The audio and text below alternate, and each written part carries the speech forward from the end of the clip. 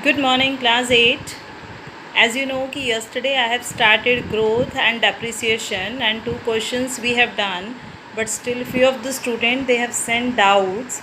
So once again from very first question I am explaining. You try and understand कि what is given in the question and what we have to calculate. Okay. So question number 1 is the population of a town is increasing at the rate of 8% per annum. Books are with you. You can read the question from your book. Worksheet 4, question number 1 I am explaining. So population of a town is increasing at the rate of 8% per annum. What will be the population of a town after 2 years if the present population is given? Right?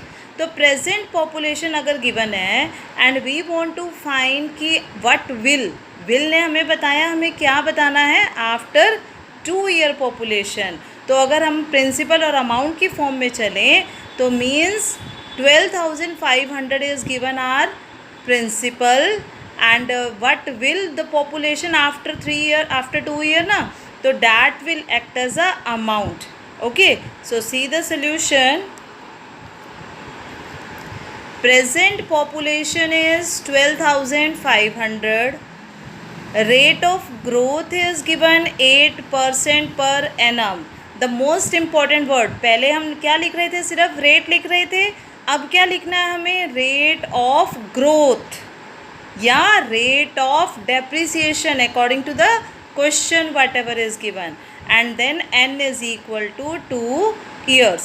तो population after 2 year is equal to 12,500 multiplied by 1 + 8/100 whole power 2.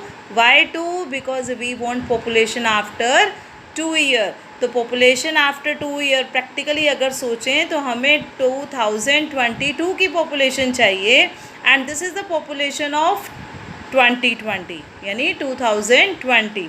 Okay, तो 2020 की population will act as a principal और जो हमें after 2 year चाहिए that will act as a amount. तो just calculation is there and yesterday we have completed this. Clear to everyone? And now second question is it is given 3 years ago.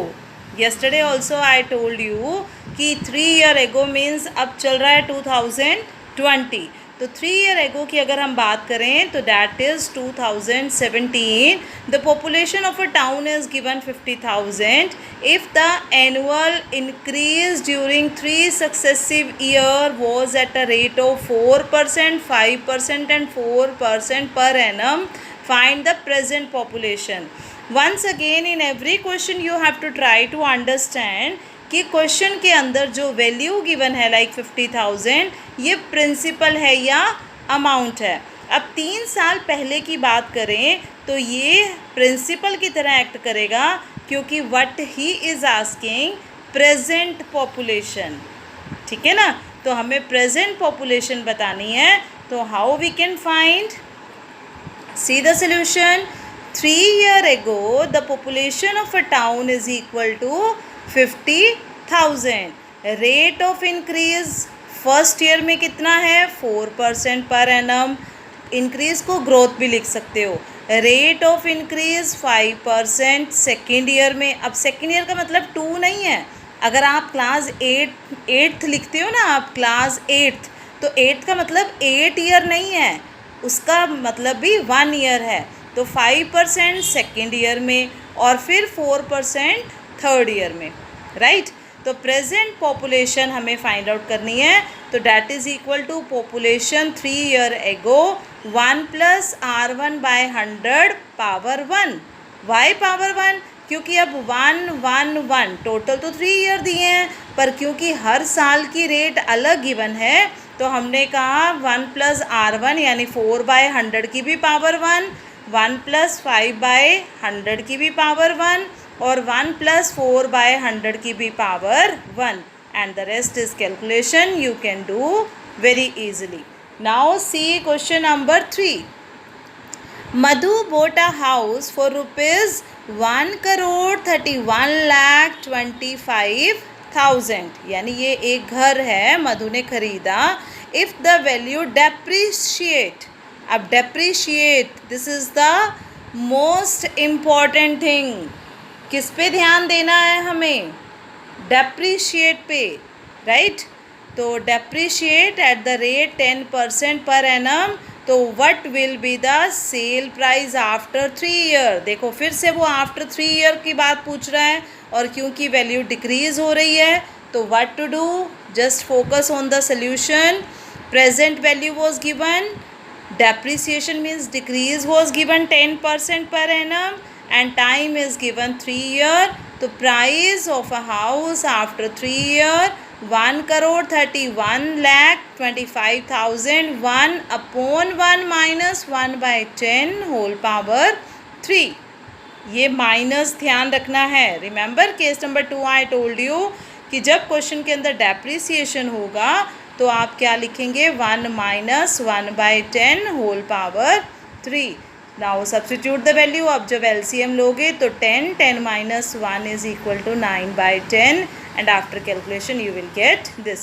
Calculation you can do very easily, but once again and again I am repeating, avoid the use of calculator. बेटा एक बार time लगेगा आपको calculation में, but when you will use to you can do very easily. Now focus on your question number 4.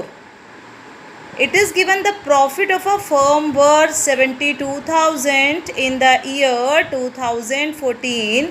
During the next year ये profit increase हो गया 7% का, और फिर नेक्स्ट ईयर में, फॉलोइंग ईयर मतलब उसके नेक्स्ट ईयर में डिक्रीज़ हो गया.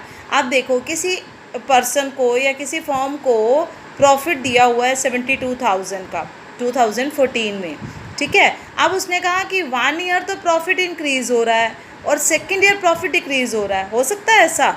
Just visualize nano car. जब नैनो कार इंट्रोड्यूस हुई थी तो उस टाइम क्या था? उस टाइम 1-2 साल तो बहुत अच्छी डिमांड हुई. उसके बाद जब पता लगा उसकी क्वालिटी के बारे में, उसके सारा मतलब बॉडी के बारे में कि बहुत लाइट वेट है, तो जैसे प्रॉफिट इंक्रीज़ हुआ, नेक्स्ट ईयर जब पब्लिक ने ख़रीदा ही नहीं तो फिर प्रॉफिट डिक्रीज़ भी हो जाएगा, लॉस भी होना शुरू हो जाएगा, या प्रॉफिट डिक्रीज़ हो जाएगा.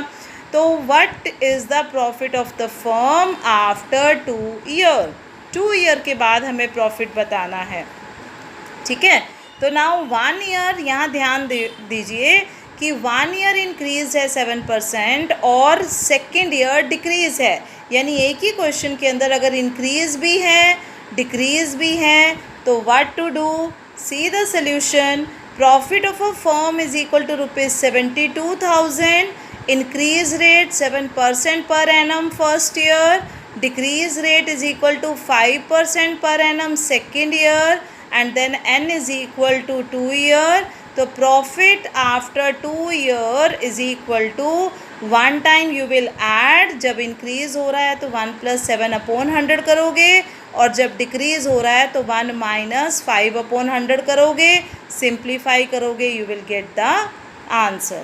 Clear? So these 4 questions are clear to everyone? Sure?